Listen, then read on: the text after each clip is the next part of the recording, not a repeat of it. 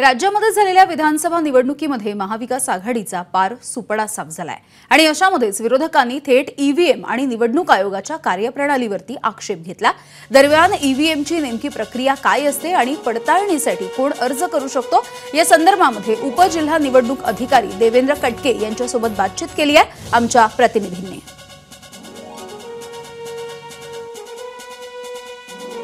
गेल्या काही दिवसांपासून ईव्हीएम बद्दल अनेक आक्षेप घेतले जात आहेत आणि पुनर्मोजणी अशा प्रकारचे अर्ज देखील केले जात आहेत। मात्र ही पुनर्मोजणी नेमकी काय असते, त्याची प्रक्रिया काय असते, पुनर्मोजणी म्हणजे झालेलं मतदान पुन्हा मोजता येतं की आणखीन काही त्याचे नियम आहेत, जे व्हीव्हीपॅडमध्ये ज्या चिठ्ठ्या पडतात ज्या उमेदवाराच्या असतात त्याची या ठिकाणी मशीनमध्ये झालेल्या मतदानासोबत तुलना करून पाहिली जाते का, हे नेमका काय असतं हे सगळं आपण जाणून घेणार आहोत। आणि आपल्यासोबत निवडणूक निर्णय अधिकारी देवेंद्र कटके सर आहेत। सर, काय नियम आहे आणि आतापर्यंत आपल्याकडे किती जणांचे अर्ज आलेत आणि कोण अर्ज करू शकतं, हा प्रश्न विचारण्याचं कारण आहे की एका मतदारसंघामध्ये कुठे 12 कुठे 15 तर अनेक जण या ठिकाणी उभा असतात, मग अर्ज करण्याचा अधिकार कोणाला आहे? नमस्कार, मी देवेंद्र कटके, उपजिल्हा निवडणूक अधिकारी, छत्रपती संभाजीनगर। भारत निवडणूक आयोगाने ज्या दिशानिर्देश दिलेले आहेत त्याच्यानुसार जो फर्स्ट रनरअप आहे आणि रनरअप आहे म्हणजे जो 2 नंबरचा उमेदवार आणि 3 नंबरचा उमेदवार आहे यांनाच अशा प्रकारे अर्ज करण्याची मुभा आहे। त्याच्या व्यतिरिक्त कुणालाही अर्ज करता येत नाही। समजा एकाच उमेदवाराने अर्ज केला तर जास्तीत जास्त 5% ईव्हीएमची व्हेरिफिकेशन आणि चेकिंग करण्याची ती तजवीज ठेवलेली आहे। बरं, व्हेरिफिकेशन आणि चेकिंग म्हणजे काय?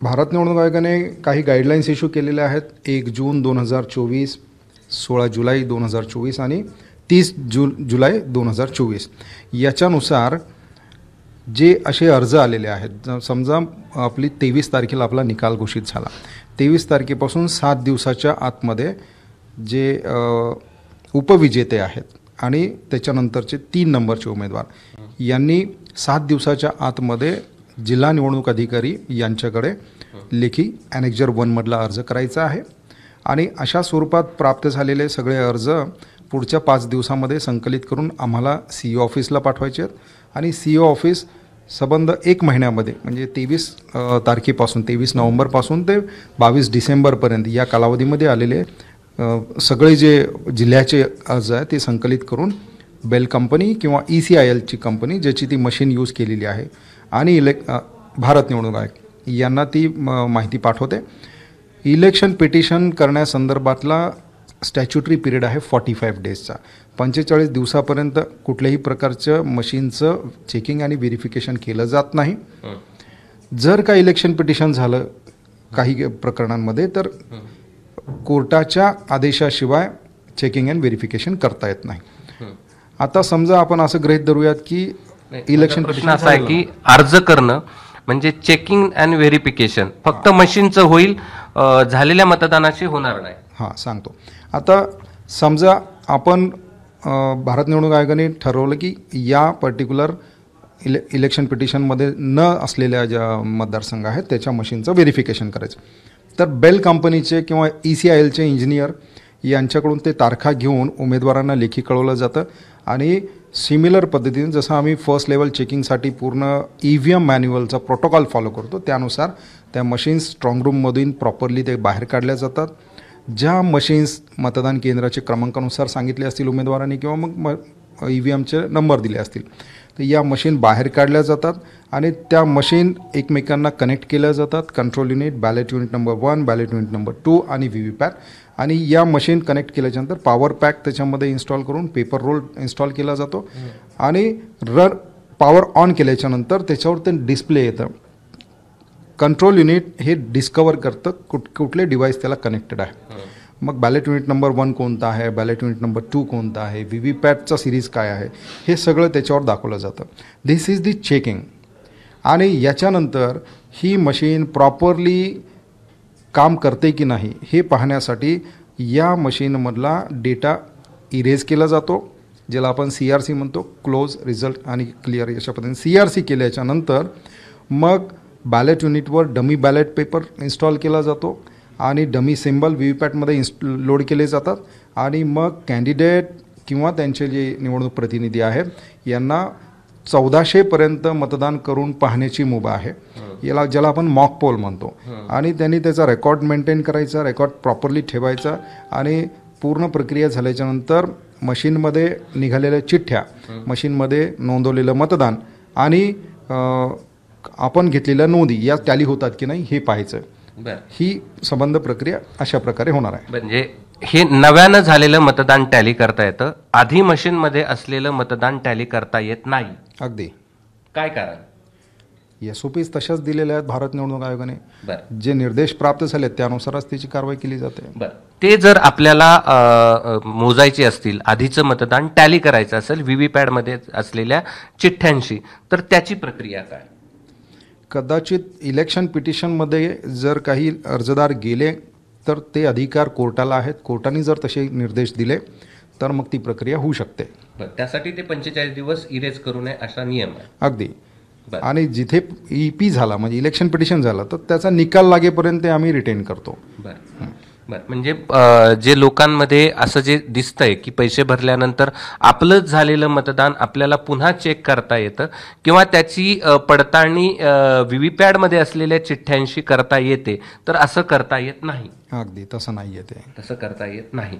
बरं. यामध्ये या सगळ्यामध्ये पिटिशन केल्यानंतरची प्रक्रिया काय, म्हणजे ह्या पडताळणी करता येऊ शकेल?